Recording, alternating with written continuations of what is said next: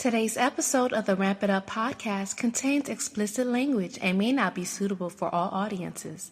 Listener's discretion is advised.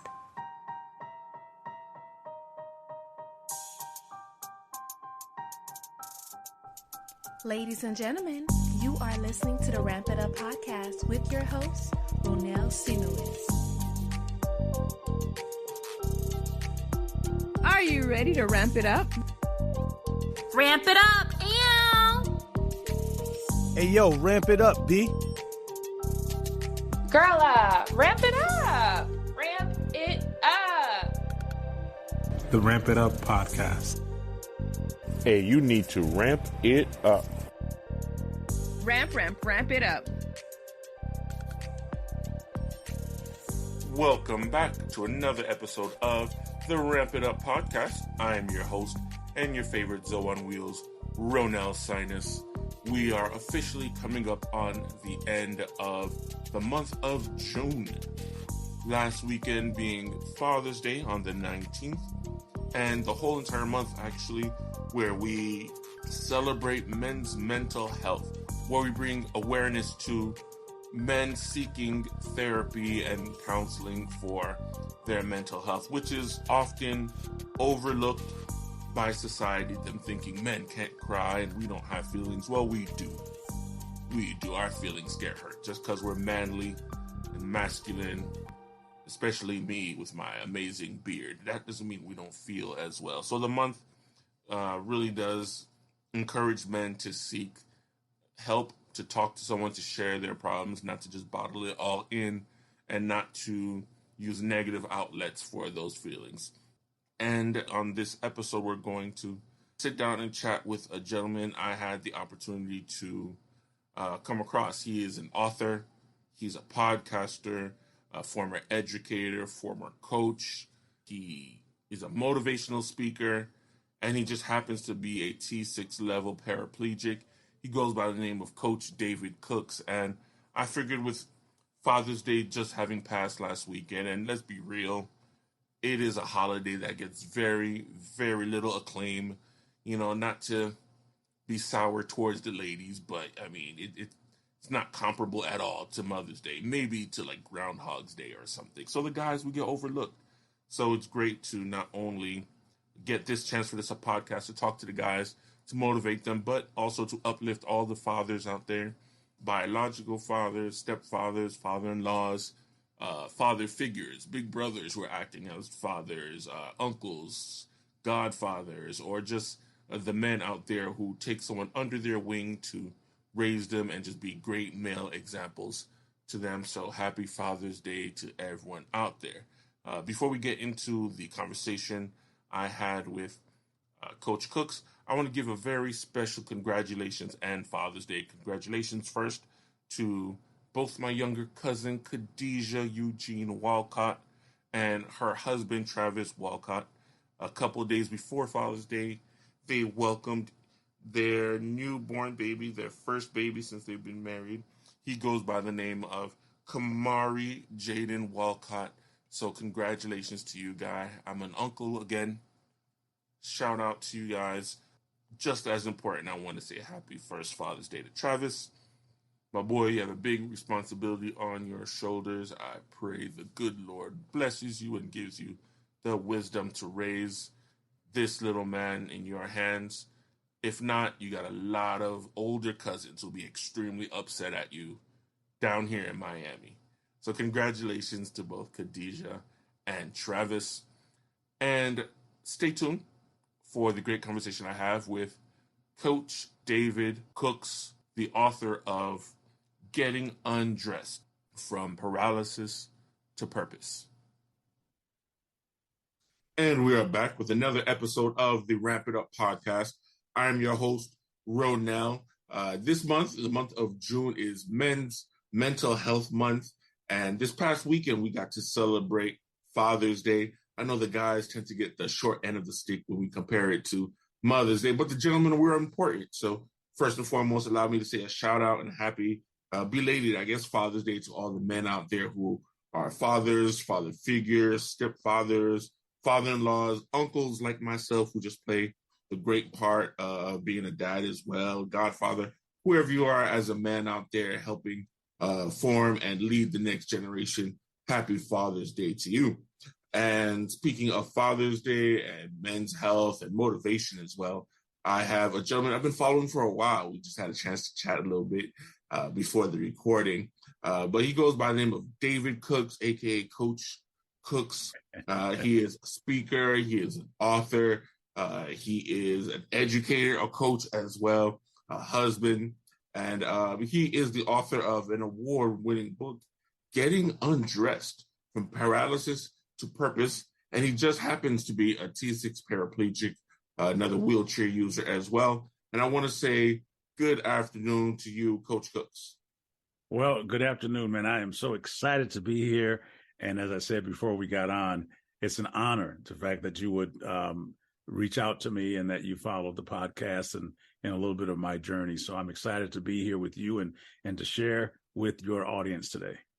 Yes, sir. And I'm going to be straightforward. I'm always looking for not only inspirational stories, but stories to motivate and others that I can kind of emulate success as well. It gives me, first of all, the courage to keep going in what I'm doing. Because as you said, it's not easy. You know, there are so many podcasts out there. So trying to stand out and get your word out. But not only that, but sharing your message, not just so people can use it as inspiration porn, but just to use it to push themselves forward. You know, as wheelchair users, that's important for us as well. But as men of color in the world we live in, and just as men in general, just using it as a way to encourage us to keep going. So thank you so much for joining me today. Well, hey, I'm ready when you are. So I do want to share a little bit about Coach Cooks.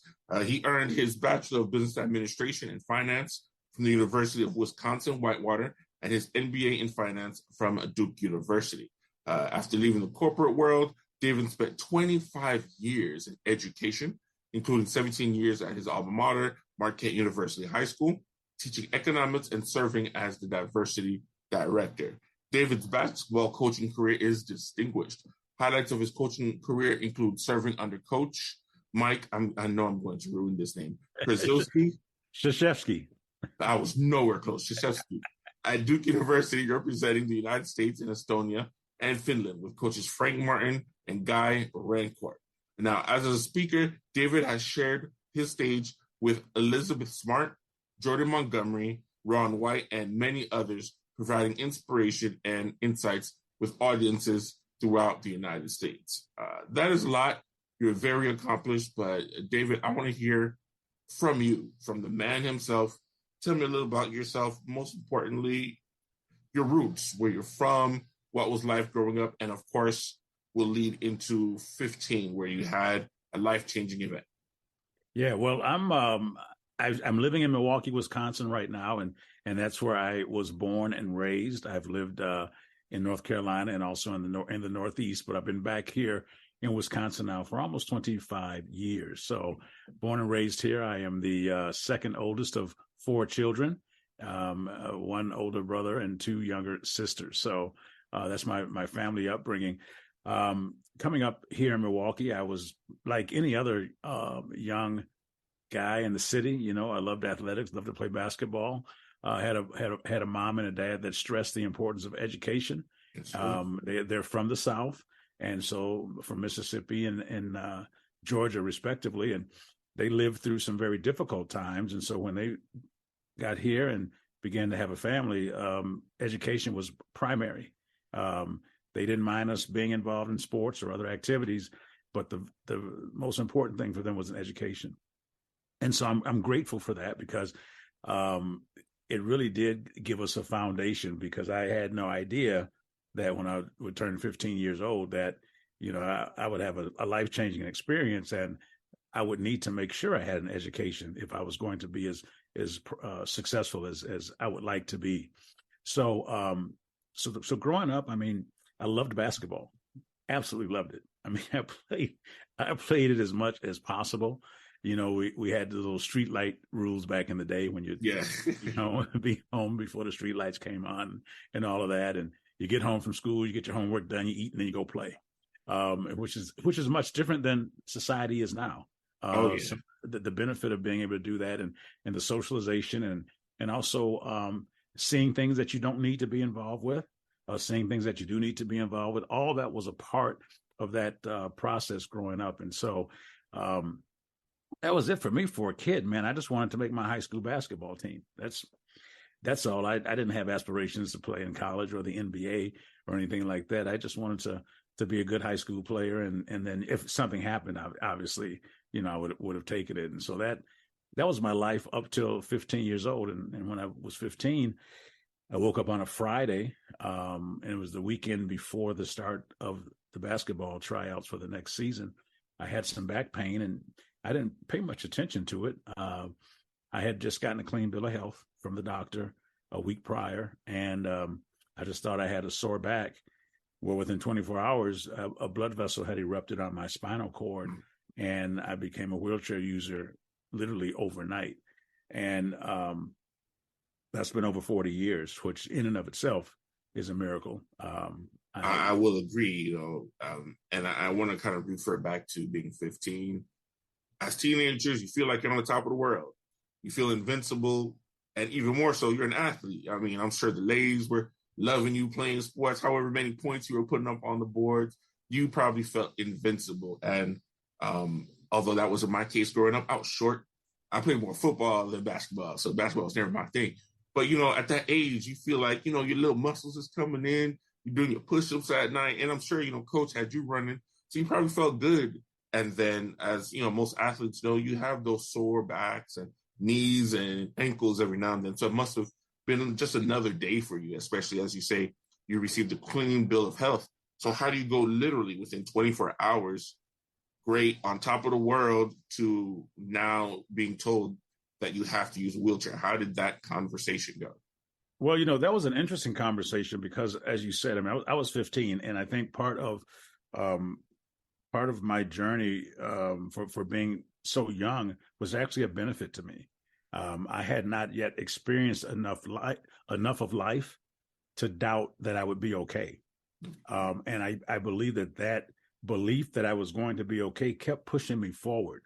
You have to understand, I'm 3 days away from trying out for the basketball team that I didn't make the year before, and had put in all this time and work and everything. And in my mind, I was like, okay, I get it. But I'll get over to rehab and we'll get this back together, and I'll be back doing what I'm going to do.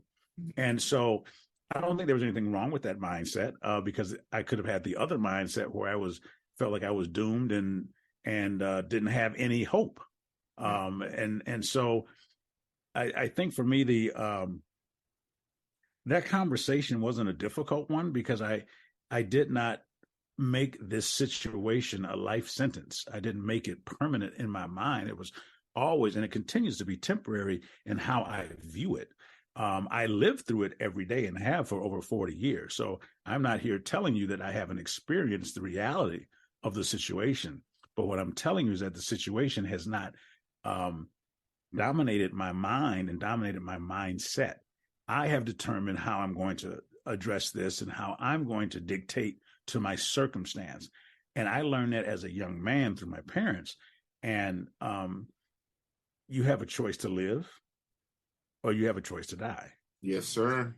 That's pretty much where I was.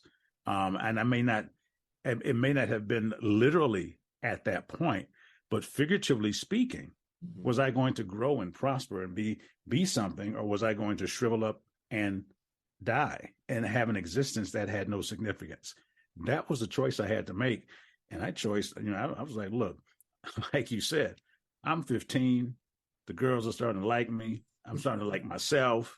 I got stuff to do. Let's get back to school so I can go ahead and continue my life. And I think that's what made what was supposed to be a 6-month rehab into a 2-month rehab. Oh, okay. And I was good to go. And I didn't know what I would be facing in life. I had no idea. Things were not as accessible then as they are now. There were stairs at the high school and different things you had to do, and going through kitchens and stuff to get into places, and all of those things that aren't as well as they are now. But so what? I mean, it was part of what I had to do. Remember now, my parents didn't change how they treated me at all. Yeah. You need to get your degree. You need to go to college. If you don't go to college, get you a job, get you a trade. But you are not going to be living off of us because we didn't raise you up to age 15 to be that way. And there's no way we're going to change how we brought you up. I would say that in and of itself is another motivation, because unfortunately I know of others who've been injured or who developed a disorder, and it's only that pity that comes for them, the "oh, poor you" and coddling. Whereas some of us are like, well, okay, well, yeah, that may be unfortunate, it sucks, but you need to get up. You got life to live. You got stuff to do. There's still garbage to take out. There's still responsibilities. You still have to grow up into the man that we are raising you to be. And that must have been another sense of motivation to keep you pushing. Oh, yeah. I think I didn't know any better. I didn't have anything else to look at. I looked at my parents who worked their butts off to give us private education and everything, and see my brother in college and about to go into college and all that, the first one in our family. So I had examples all around me of what it meant to work hard and to be successful. And I didn't know any better. And that's all I knew. I didn't know not to do anything. I didn't know that I could get government money. I didn't know I didn't know any of that because that wasn't what I was exposed to. I was exposed to, you better get to work. And so and that's exactly what I did.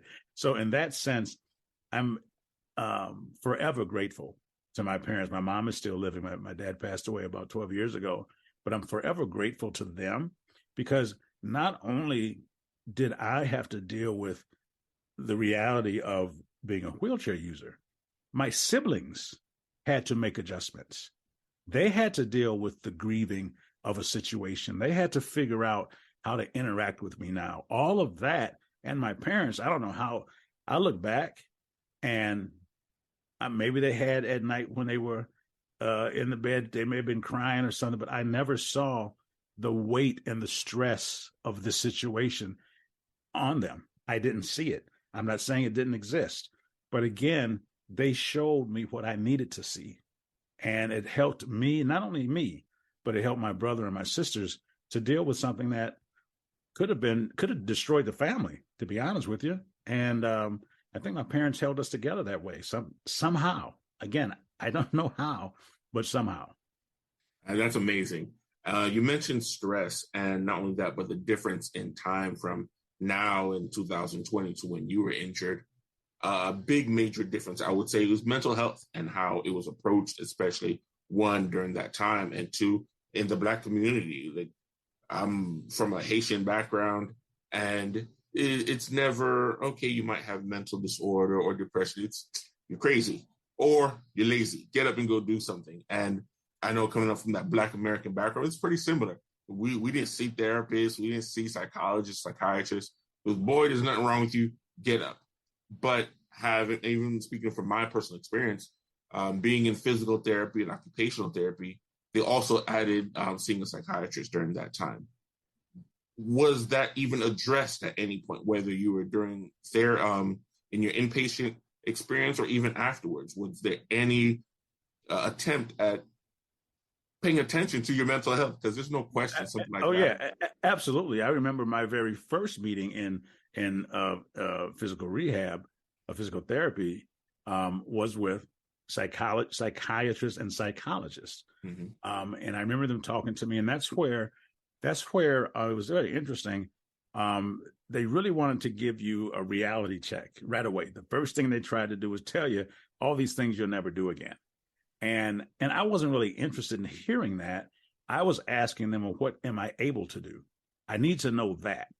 I said, I appreciate you telling me what I can't do, but I need to know what I can, because I can't live on that you just told me. That's not possible.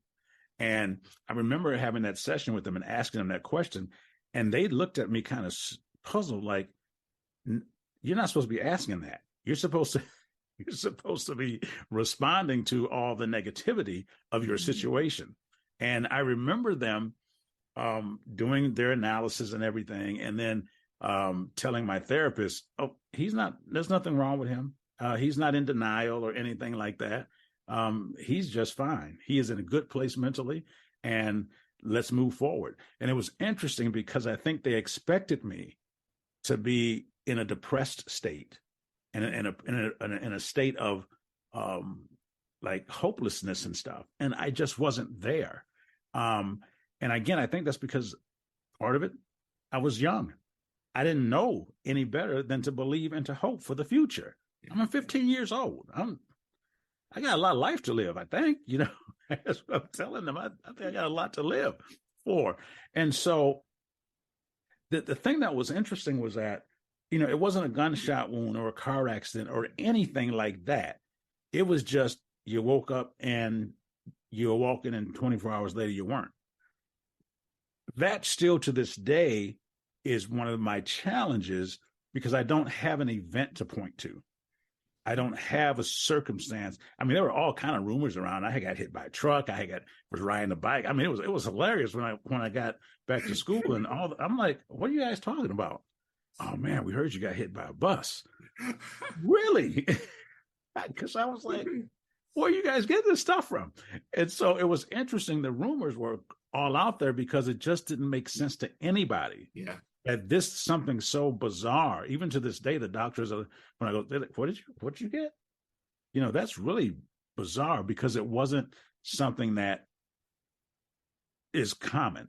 Yeah. You were the first case that I've heard of personally, even till now. Like I know a lot of people with spinal bifida or other disorders. And when I read it, I was like, spinal aneurysm. I'm not sure I know what that is. Like, what it is on paper, but it was the first one I've heard of.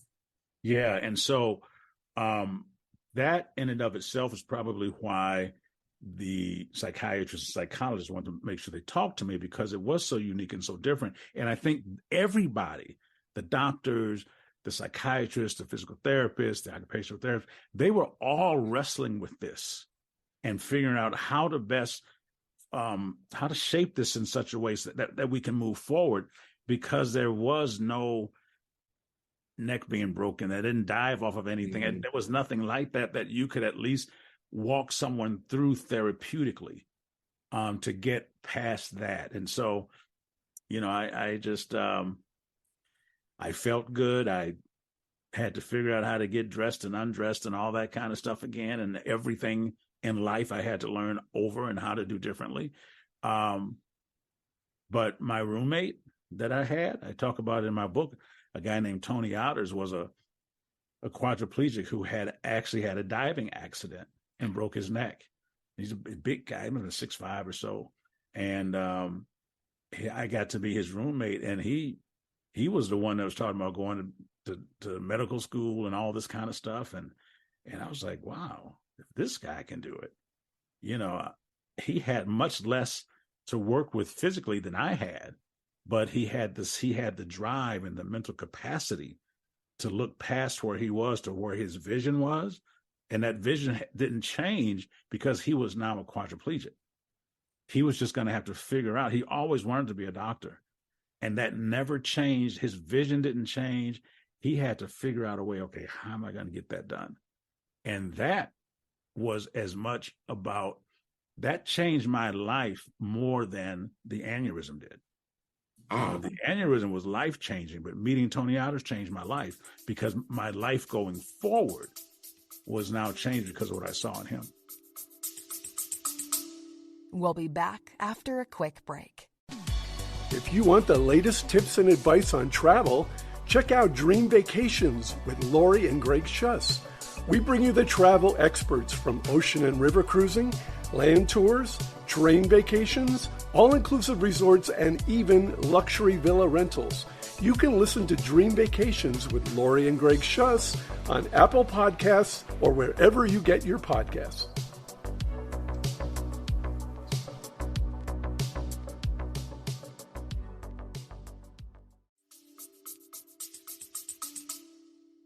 Wow, that's pretty powerful. And I did want to kind of fast forward to your college days, because this is either pre-ADA or in its infancy. And as you said, as far as high school, accessibility wasn't a question. During those times, it was, if you're hurt, or physically or mentally disabled, stay home. You know, what are you doing out here? So we didn't really have curb cuts. You're dealing with no elevators in certain buildings, no handlebars. How was that navigating that college space, whether the undergraduate going to graduate? Because I'm sure they didn't have tutors or people to help you with notes and things like that, or just making sure you're able to get your courses on or your classes on time because of the distances in class. And now you're rolling, and maybe the campus itself isn't that accessible at all. Yeah, well, you're right. It was 1979 when I had the injury. So that was right at the beginning of the ADA push. And you're right. I remember when I got my first job in business in downtown Milwaukee, we were just getting curb cuts. I used to have to drive. I worked at a bank. I used to have to roll through the drive-through of the bank to get out into the street and everything because there were no curb cuts at the time. It was just getting started. So anyway, college was great for me. And let me tell you why. I ended up going to University of Wisconsin Whitewater. And Whitewater was ahead of its time in terms of accessibility. It was them, University of Illinois, a few other places, Southwest in Minnesota, that had a lot of programs for wheelchair athletics. They had a disabled student services that had vans to get you back and forth in bad weather. So the campus was actually pretty accessible. And they had the automatic doors and stuff. So they were ahead of their time. It was as close to, because when I was in rehab, that was unrealistic. Everything was everything was at your fingertip. You push that button, you had an elevator here, you had an elevator there, all of that. And so you get out in the real world, it was like, oh, wow. It doesn't translate. It doesn't translate at all. And so for me, I was fortunate because Whitewater still is one of the top programs in the country right now, and from a college standpoint, in terms of its accessibility and also its programming. It was at Whitewater where I first discovered that there was an array of people with physical challenges and mental challenges. I didn't know anything about that. I was the only guy in my high school in a wheelchair, didn't know about wheelchair athletics and basketball and all the stuff that I went on to play. And I had a real awakening in college when I had to interface on a regular basis with people with various levels of abilities and challenges. And there were things I found myself actually staring at people like the way people stared at me. And I had to shake myself and say, wait a minute, you can't do that. You need to learn how to interact and talk and meet these people and see what they can do and can't do and all of that. And so Whitewater not only helped me because of the ease of the campus, but it also developed me in terms of my social skills for people that have physical challenges and those who did not. Because again, I had to sell myself to both worlds, and be comfortable doing that. And so, for college, I lived by myself, and that was interesting, leaving home and going to college in a way. And I had wanted to go out to Stanford, but I didn't get in, and that was okay. And I think my parents were kind of comfortable with me going an hour away to college, but I stayed away. I mean, I wasn't coming back and forth and doing all that. And I had to learn about independence and really figure some things out. But the university was fantastic. The one thing I talk about in the podcast is the importance of partnerships. And there were so many people along the way at the university that were instrumental in helping not only me, but many other people to get on that journey and make it, to the end. Without them, I don't know. I don't know if I'd be talking to you, to be honest with you. I don't know, but I'm grateful. I'm really grateful for that. Now, you made mention that it was about 1979. During that time, even though we had Dr. King and we had many of the other people that fought for our civil liberties, it still was a little bit perilous being a Black man. And not only were you now a young Black man, you're now a young Black man with a disability. How would you say that affected not only you adapting to this new life, but how you were perceived? Because often I have to look at it as well. I was injured at the age of 30. And in this day and age, where we're still talking about race and disparities, I went from being perceived as a threat, being a big, I'm 6'1", 280, big black guy, especially with twists in my hair, to being almost completely overlooked now that I have a disability. So how would you say you dealt with those differences, and how did that play a part in your college and later on career life? Yeah, that's interesting because now I had two challenges, and the physical challenge piece, the being a wheelchair user, became my top priority. I felt that I needed to make people comfortable with me being in their space, because there was no real space that was Mm-hmm. created for you. You had to create your own space. And I felt that it was my responsibility to be social, to talk to people, so that they could get comfortable with who I am as a person. And then if I could get them past the wheelchair piece, it seemed that the African-American aspect of it was a lot less offensive, or a lot less intruding, because the real issue was you saw this physical rolling guy coming in here. What is he doing here? What are his abilities? Can he speak? Can he not speak? Can he open the door? All of these things that people who haven't had interaction with people with physical challenges naturally would have. And I want to say this. I want to make it perfectly clear. I get it. I didn't understand what being in a wheelchair was like. I was in one and didn't even have any idea of what people went through, because it was new to me as well. Yeah. And so I had to give myself some grace, give other people some grace as we learned about this and moved forward. So I always felt that there's always going to be injustice. There's always going to be racism and different things. Yep. I had to choose whether I wanted to stay in that place mentally and allow for it to bind me, or know it exists, but figure out how to navigate successfully and move forward. I chose the latter because it changed my perspective on who I was going to associate with and where I was going to associate. Because if you were not going to help me move forward, I don't care if you were black, white, gay, straight, whatever, then you can't be in my wagon. And I learned that very early in college, that there are people who want to help you and there are people who don't. Yeah. I want the people who want to help me, period, to be a part of my life. And if they're not that people, I didn't deal with them. And that's really changed my life experiences. Sure. I mean, there have been racist things said and done and all of that. But when I consider my parents, who grew up in rural Mississippi and Atlanta with water hoses and dogs and colored only signs. And I mean, they went through like where it was legal to do things. And what I had to deal with, I'm like, I can do this. I really think I can do this. And I say that because that was one of the things when I talked about Tony in the hospital. The fact that I saw him, it made me consider my situation. And I tell people this all the time. Gratitude is not only being grateful for what happened or what didn't, or it's more about what didn't happen to you or what could have happened. Gratitude, I'm thankful for everything that I've accomplished, but I'm more thankful for things that could have happened that did not. And that changes how you see things, and it changes how you see yourself.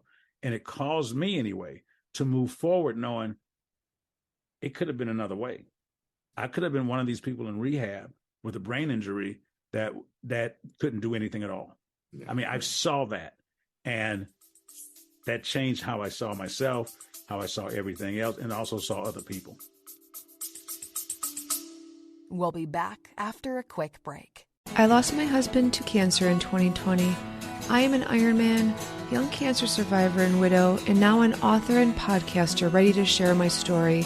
I will be real, raw, and honest. My podcast called Whole New Life is about what I've done to find me again, to find purpose. Find me on StaceyRyanAuthor.com to learn more. Peace, love, and happiness, my friends.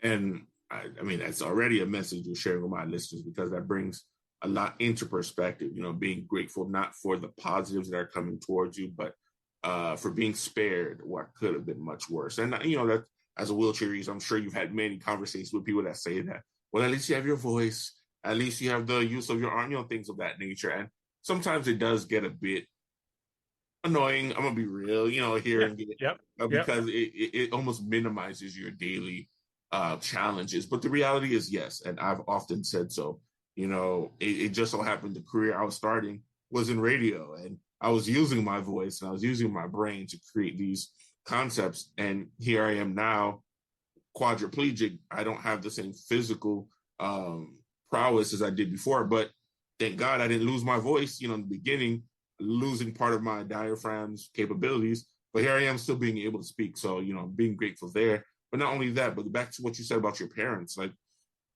it almost makes, and I don't want to take away from the experiences people are dealing with now, not in any sense, but it makes me realize, wow, one generation ago, those people were being assaulted legally. They were being told, you don't belong here, boy, things like that. So it almost makes you feel, well, what are we complaining about now? Of course, there's always room for improvement. There's no question. We always want to strive forward. But it makes you think, well, if my mom and dad were able to thrive and push forward and start this family and provide for us, how can I not push through some weird looks or someone just saying something a little funny to me? Yeah, no, and I think that's right. By no means am I saying racism doesn't exist and that people aren't dealing with real issues. That is not what I'm saying at all. So let's not get that twisted. I agree. But what I am saying is that in spite of it all, you can really be successful, and success is the greatest enemy of injustice. Yeah.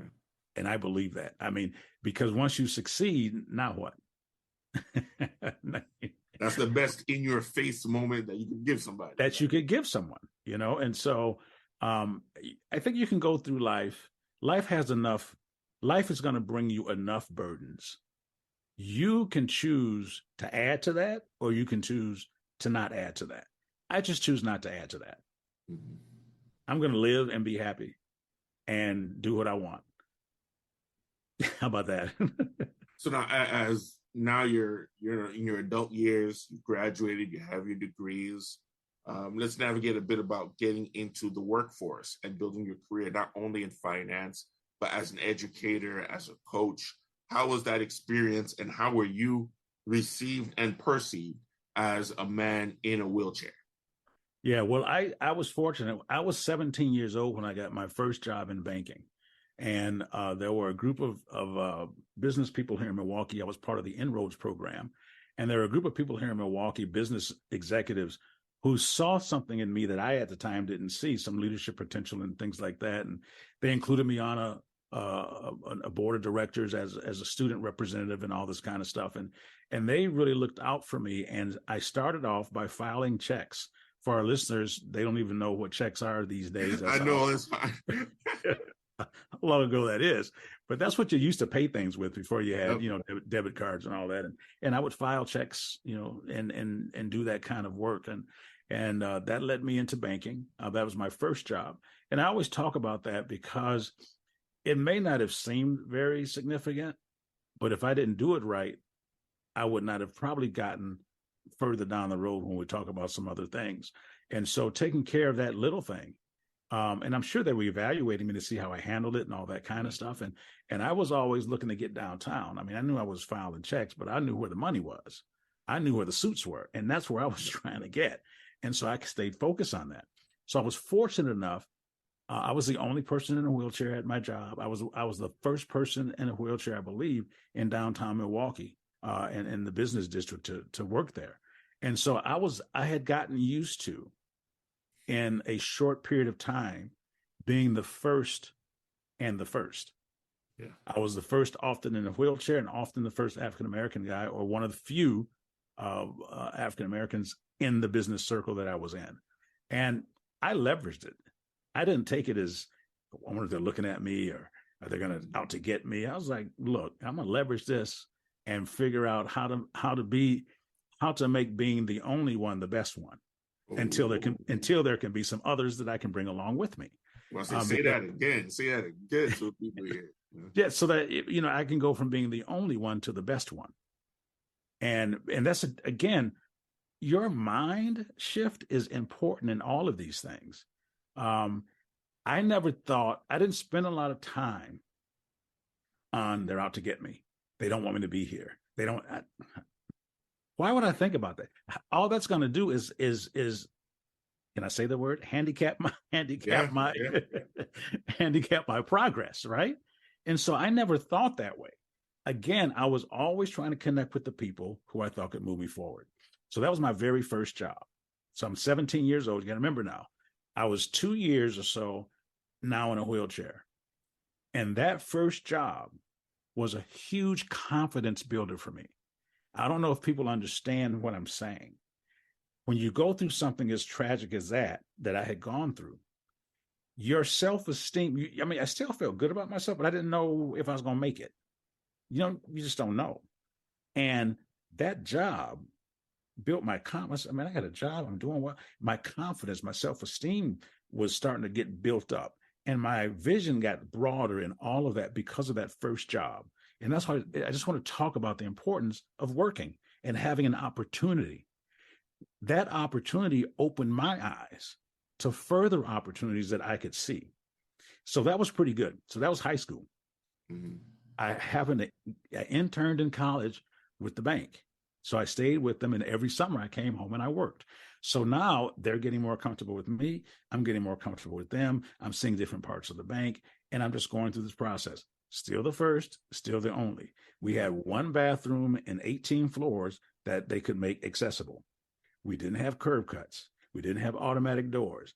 I could have complained about a lot of that, but I knew they were doing the best they could at the time.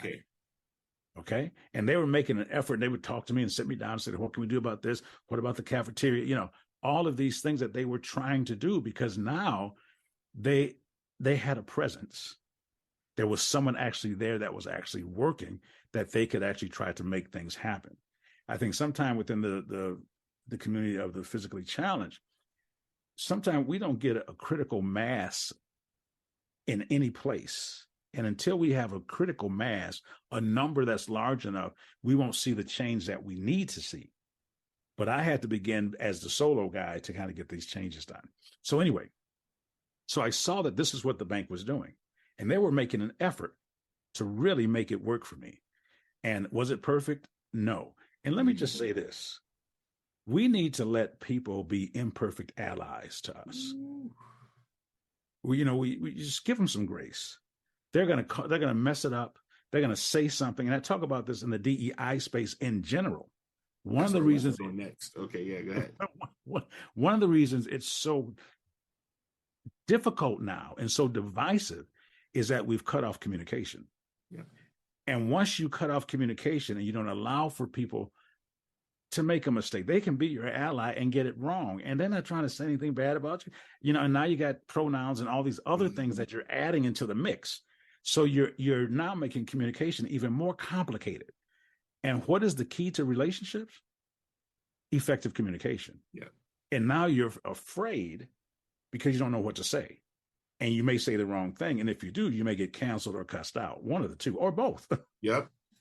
So again, I say that because I had to live through literally helping businesses and everything learn how to best accommodate me. And every time it didn't work, if I got pissed off and, threatened to sue them, it probably wouldn't have been a good deal for me because they would still be okay. So anyway, college is great. Play wheelchair basketball, do all that. I work at the bank for 5 years. I become promoted and all that kind of stuff. And I left the bank because I always wanted to get an MBA. The job was great. I was doing well, but it's one of my personal goals. So I ended up at Duke University. Now, this is 1991. I get down to Duke, loved it. I mean, the campus was great and everything. Mm-hmm. Again, I'm the first guy in the chair to do full-time business school at Duke. So here I am again, the first. I'm not the first African-American, just African-American, but now I'm the first in the chair. And things were not necessarily the greatest, but they were okay. We figured out where the elevator was. And if that was locked, we knew another place to get it. You know, all these kind of things. I saw progress from when I was 15 to now when I'm 28. Was it perfect? No. Was everything the way I needed it to be? No. But I could live. I was getting my MBA. I'm coaching basketball at Duke with Coach K, who is arguably the greatest basketball college coach of all time. I get to be a part of that, the first guy in a wheelchair to be helping out with the program and getting all this publicity and all this crazy stuff. The chair for me was never an issue. And it's because it wasn't an issue for me, I didn't make it an issue for other people. When I went to see Coach K and that crew about helping out, because I had coached basketball back in Wisconsin and stuff, I just went and I said, hey, I want to be a part of the program and help out if I can. I'm going to be getting my degree here for a couple of years, and I just think I can help and have something to offer. There was no conversation about wheelchairs. There's no conversation about anything other than my ability to add value to what they were doing. And I would not have gone and asked them to consider me as a candidate if I didn't feel I could add value. That has nothing to do with my color. That has nothing to do with my abilities. That has to do with my socioeconomic background. That has all to do with, can I add value to what you're doing? And I think, man, that got me, that just opened doors. That literally opened doors for me. And I think it allowed for people to put their guard down when they saw me coming, because they know they weren't going to get this guy that was going to have them backed up in the corner, being defensive about everything, but we were going to be able to get together and collaborate. And they would start asking me questions like, can we do this better for you? What can we do better for you? What can we do better for you with this? Versus me, I need for you to do these things right now, or I'm not going to be able to work here. Again, I'm so glad that you're sharing that approach, because, back to the DEI, the diversity, I do disability etiquette and training as well. And I always refer back to Erin Taylor. She's one of my mentors that kind of got me into the nonprofit space. And that was one of our very first conversations. And I was like, well, again, I'm coming from an immigrant background. I live in South Florida, where people don't even speak that much English. You have a lot of Hispanics, folks from the islands. I'm like, those people don't care about pronouns and disability language and stuff. I'm probably the first person in a wheelchair they've ever dealt with. So communication and compassion, as you're saying, and grace, those are some of the biggest things I've always tried to stress during my training, because people are going to make mistakes. Not everyone knows how to approach you. They probably never approached someone in a wheelchair before in their lives. So they may use an antiquated term. Like I joke around, I'm like, my dad is in his 70s. You think I'm going to explain to him, after he took 30 years of learning English, that now terms are different? No. But are you going to try to sue my dad? No, because he doesn't mean wrong. My dad still doesn't understand parts of my injury and some of the things, but it's okay, because you treat it with grace. Yes, he wants to make sure the house is accessible. Yes, he wants to make sure other people feel comfortable as well, but you can't fault him for not knowing, and I don't expect to change him in this space. And on the other hand, I can kind of relate to others who are a bit hesitant to the DEI space, because you're only attacking. You're not giving them a chance to make those mistakes and learn and evolve. As you said, you saw a big change within those 15 years of there being no ADA to now it being there. So I think many people take a wrong approach, and I'm still in my trainings trying to find a more digestible approach into disability etiquette to teach folks it's okay. They made a mistake. You don't have to sue everybody, because now when they see the next person in a wheelchair, they're going to avoid you. They're not going to want you in their boardroom. They're not going to want to hire you, because the last person they hired bankrupted the company. Right. It's funny you would say that, because my mom is the youngest of 18 children, and she's the only sibling left. Everyone else passed away.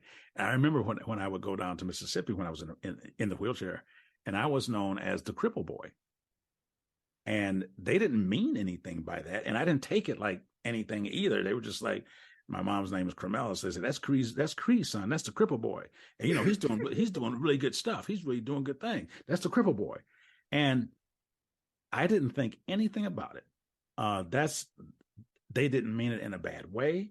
It clearly would not fit into today's society, that I was called that, because that's just what they called me. And like you said, generationally, sometimes we have to give grace. And then as we move forward, we have to extend the same grace.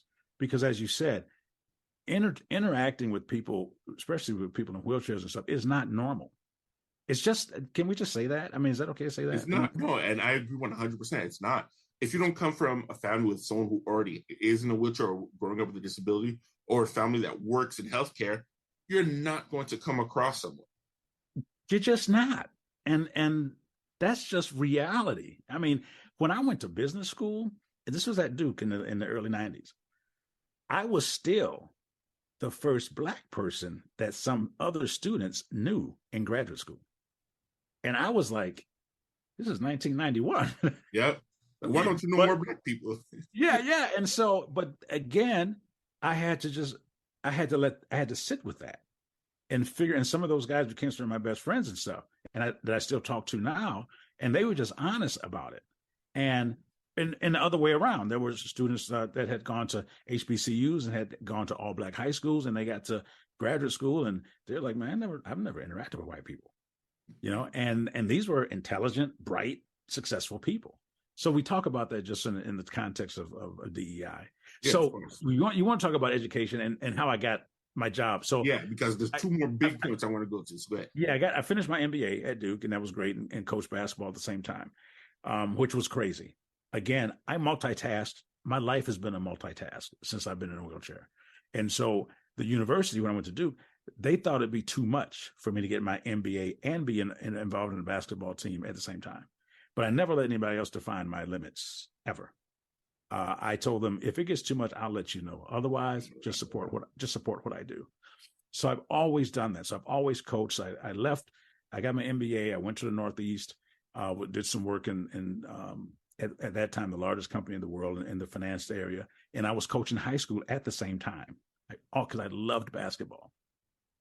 Well, eventually I had to make a choice. I was either going to coach basketball or work in high finance. And I thought that my purpose was to work with young people and to impact them. And I saw that there was something in me that God had given me that allowed for me to communicate so effectively with these young people. So I left the corporate arena. I took a 70% pay cut, 70, to follow what I thought was my purpose in life. You are brave. That led me, you know what? Because you know what? There is no sacrifice too great to fulfill your purpose. Because once you find that lane that you're in, and that lane may change, but if it's for 20 years you're in that lane and that's where you're supposed to be right now, nothing else matters. Money works itself out, all of that kind of stuff. And so I ended up transitioning into the educational field. I worked at some universities and out east, and I came back here to Milwaukee and started teaching economics and doing diversity work and coaching basketball. And I did that up until 2016. And I left the high school and I thought my next thing to do was speak and write a book. And that's kind of how I got to where I am now. Okay, that's where I wanted to get to next. But I would get in trouble with my listeners, the other fellows who are listening, if I didn't ask the most important question. Let's talk about dating and eventually getting married, because it is not easy.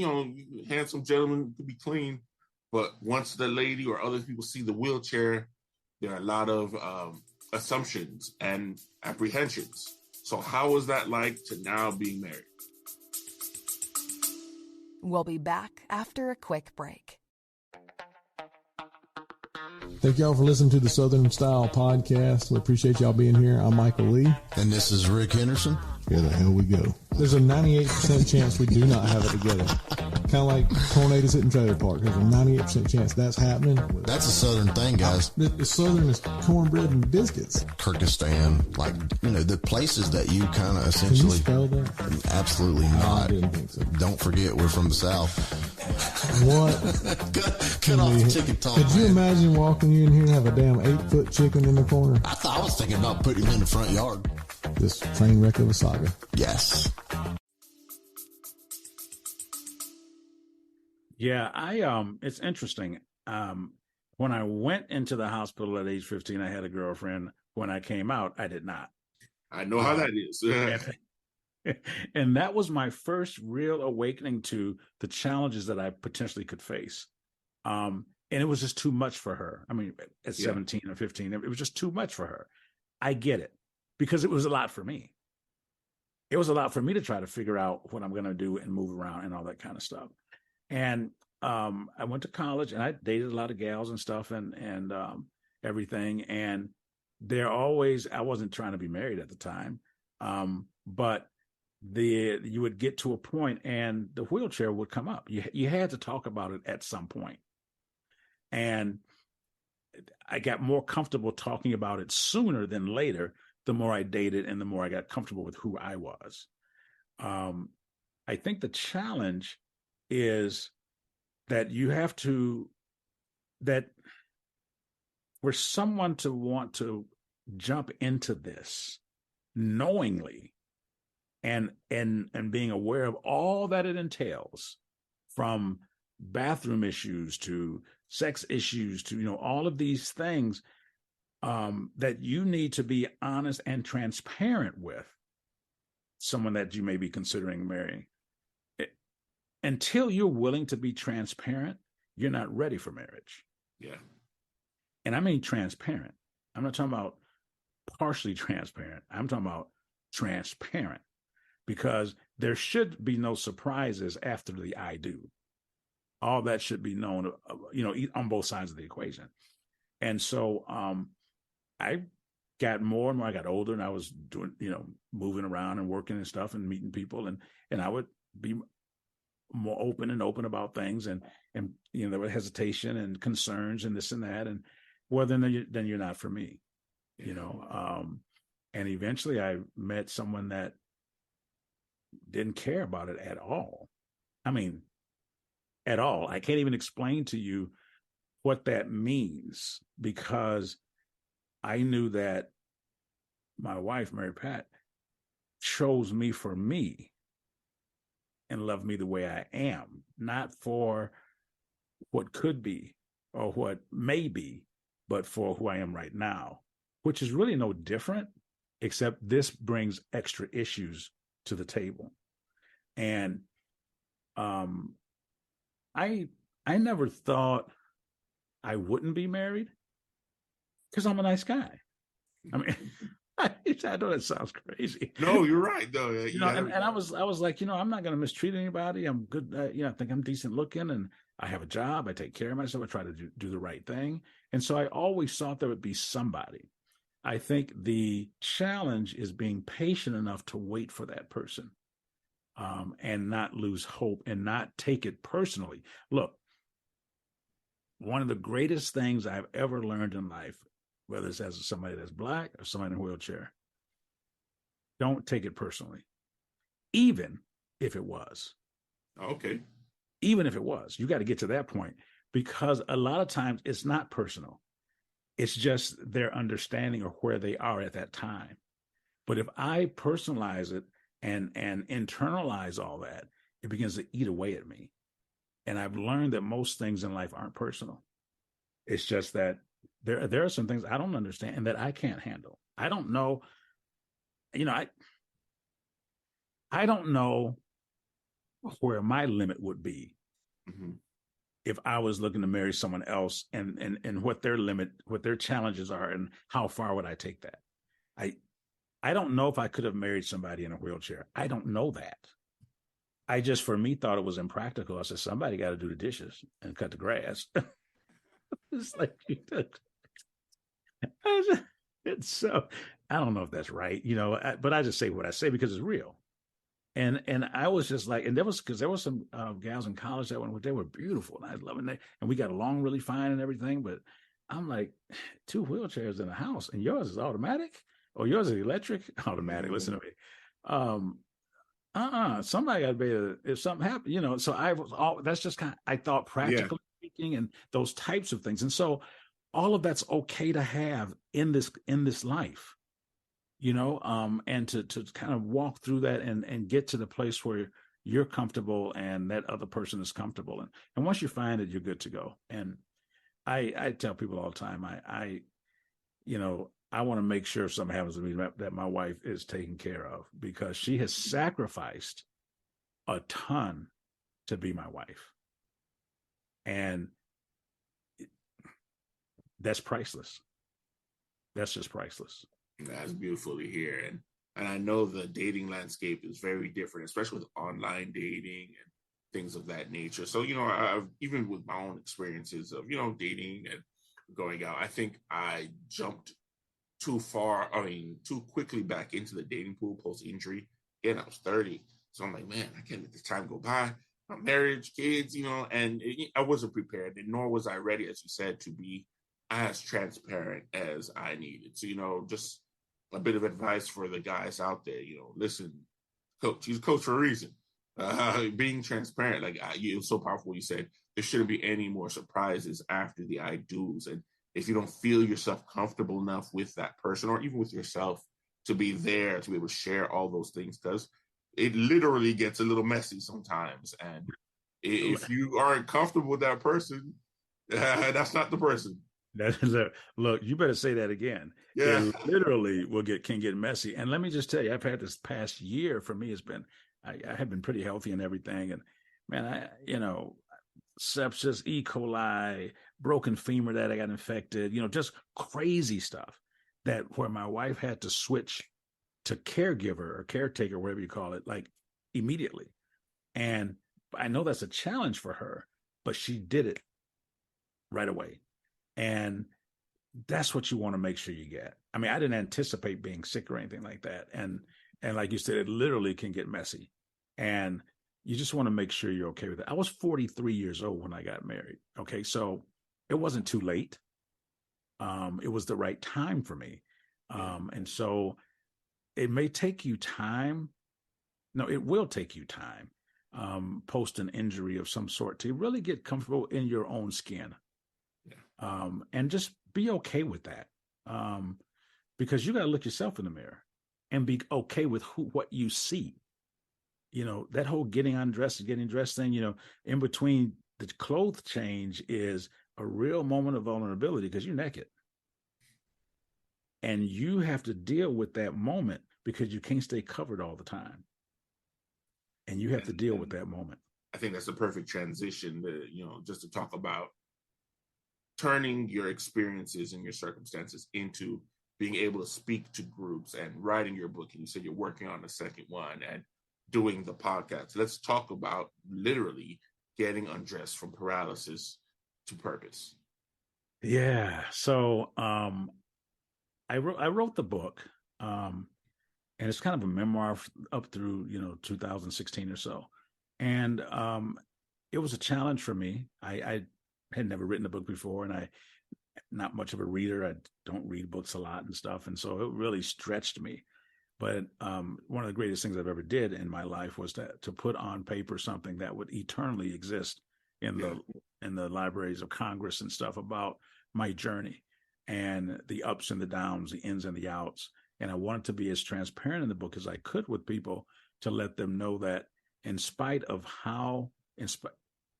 what life delivers, life does two things. It will deliver you something, and then it places expectation on you after you get it.